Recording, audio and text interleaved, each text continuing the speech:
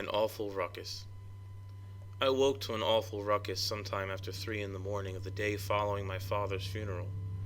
Above me, some hell of ballyhoo was taking place. Dogs baying, glass shattering, wood crackling, and I detected the acrid odor of smoke. Still, queer as this may sound, I sat for a few moments on the edge of my bed, trying like hell to remember the fantastic dream I had just been ripped from. There was something about a darkened house, candles flickering, moths screaming, and a man in miniature form laughing at me from the bottom of a cup. Dreams are funky, fantastic things.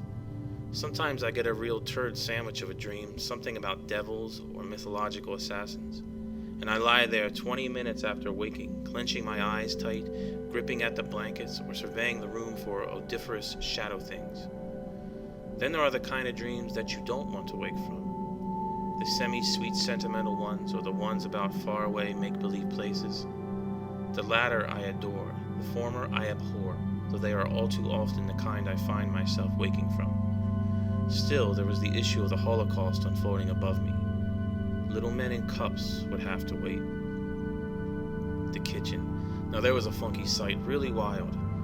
I must admit that what I'm about to tell you may be hard to swallow, but like the tiger said to the Chinaman, I'll sure give it one hell of a try. Firstly, my dogs. There are 2 of them. Both Chesapeake Bay retrievers were chained to the walls. Real dungeon-like chains were coming out of the walls, like as though I had installed them or something, but I hadn't. Here's the real wild thing, though. They weren't dogs any longer, not CBRs or GRs or anything. They were wolves. Real deal call of the wild type wolves. Snarling, foaming, howling wolves. Now I know what you might say if you were going to say something. It might be, how do you know they were your dogs? Well, you see, they both still had their collars on. Collars that read Roland and Minnie. The same collars I had engraved. I have to move on.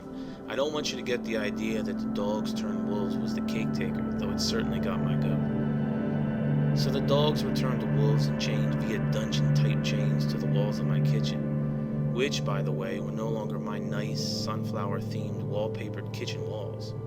They too had been transformed. My kitchen walls were now stone, dark, wet-looking stone. In the middle of the floor, my table was overturned, and in the middle of the table burned a small fire.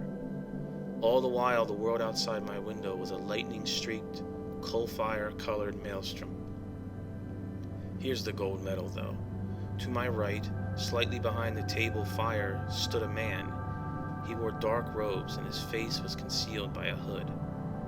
The man held a very large, very ornate-looking mirror. His left hand was atop the mirror's latticework gold trim, and with his right he pointed toward the mirror. I knew immediately this mirror was no ordinary mirror. In it I didn't see my reflection or the reflection of the awful ruckus taking place in what had once been my kitchen. Instead, I beheld another scene altogether. This first scene played out for a moment or two, and then I beheld another scene. This one likewise played out, and the mirror changed again. This happened for 9 or 10 scenes until I saw one that I really liked. This scene was the best.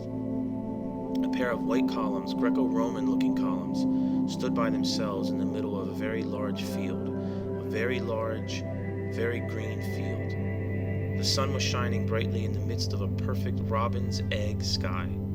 Horses ran in the distance and children were dancing around the columns while adults held a cord tied around their waists.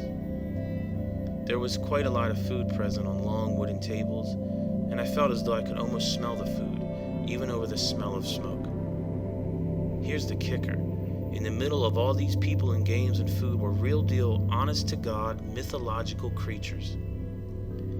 In case you haven't noticed yet, I'm quite fond of mythology and all that kind of fantastic stuff. In fact, I'm all about all kinds of far out things. The farther out, the better with me. Most of the time, anyway.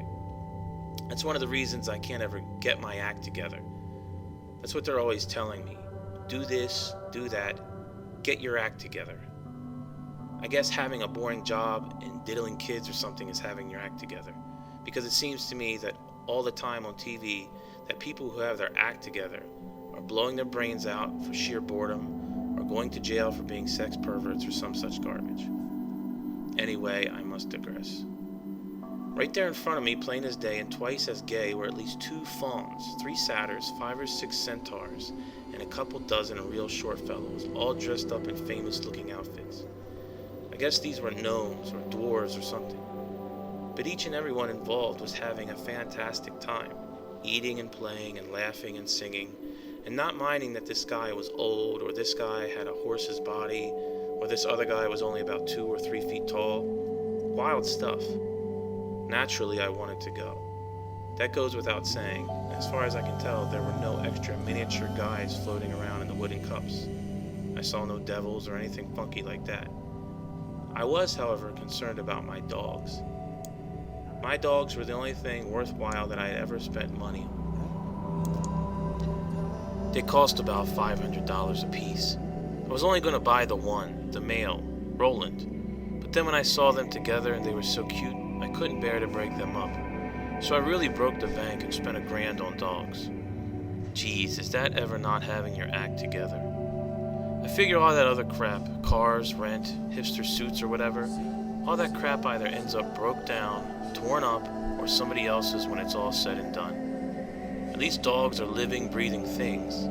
They love you and would just about rip someone's throat out if they got too honky-tonk with you. All that other stuff is just that. Stuff. Besides, only some faggy kind of schmuck would give a real damn about what kind of car someone drives or who in the hell made their suit. In the end, I figured the man in the robe had the whole situation under control. I wasn't thrilled, initially, about the fire and the chains and the wolf thing, but what was I gonna do? I thought I knew how this kind of thing worked, or at least had a pretty good idea, so I didn't say anything, just stepped through the mirror. The thing about mirrors, I've come to find out, is they're not all two-way streets, and some of them can be quite dangerous. Really very dangerous in some cases. Hot take!